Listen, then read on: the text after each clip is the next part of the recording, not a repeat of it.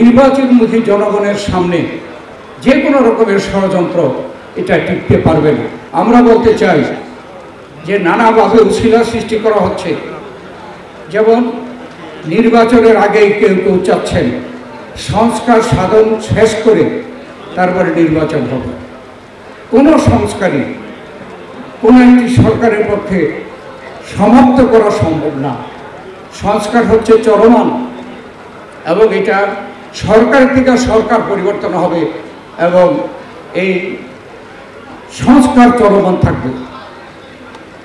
সংস্কারের কথা বলে উছিলা সৃষ্টি করে জাতীয় সংসদ নির্বাচনকে অনেকেই পিছাতে চাচ্ছে। উদ্দেশ্য আছে, আমরাও কিছু বুঝি, সব কিছু বলতে চাই না। তারপরে কেউ কেউ বলছে যে লোকাল গভর্নমেন্ট ইলেকশন, অর্থাৎ স্থানীয় সরকার নির্বাচন আগে হবে তারপরে জাতীয় সংসদ। স্থানীয় সরকারের নির্বাচনটার উদ্দেশ্য কী থাকবে? ইউনিয়ন পরিষদের চেয়ারম্যান, মেম্বার, উপজেলার চেয়ারম্যান এবং কাউন্সিলর, পৌরসভার মেয়র, কাউন্সিলর, তাদের কি দায়িত্ব থাকে একটি দেশের আইন প্রণয়ন করা? তাদের কি দায়িত্ব থাকে একটি দেশের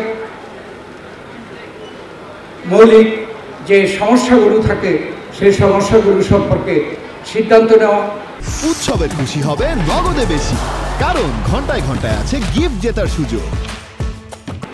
এই স্থানীয় সরকার কি কোনো সিদ্ধান্ত নেওয়ার ক্ষমতা আছে যে দেশের অর্থনৈতিক নীতি কী হবে, পররাষ্ট্র নীতি কী হবে? সেটা করে জাতীয় সংসদ। আজকে এই সকল উছিলা যারা দেখাচ্ছেন আসলে নির্বাচনকে বিলম্ব করার জন্য তারা ষড়যন্ত্র করছে। আমাদের বুঝতে হবে যে একটি স্বৈরাচারী ফ্যাসিস্ট সরকার এদেশের ছাত্র জনতা তাদেরকে বিতাড়ন করেছে, তাদের পতন ঘটিয়েছে।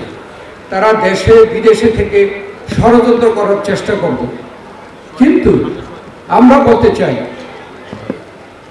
অতি দ্রুত নির্বাচনের দিন তারিখ যদি ঘোষণা করা হয় তাহলে জনগণ নির্বাচনমুখী হয়ে যাবে এবং নির্বাচনমুখী জনগণের সামনে যে কোনো রকমের ষড়যন্ত্র এটা টিকতে পারবে না। আমাদের বিশ্বাস জনগণই সেই ষড়যন্ত্রকে মোকাবেলা করবে।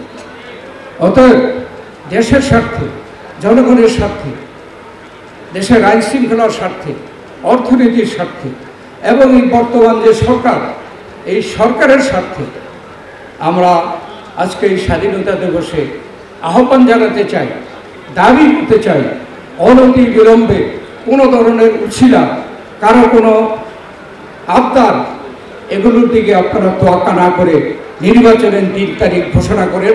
জনগণই ঠিক করে নেবে। সমস্যা যারা সৃষ্টি করে, ষড়যন্ত্র যারা করে, তার বিরুদ্ধে জনগণই দায়িত্ব নিয়ে তার সমাধান করে।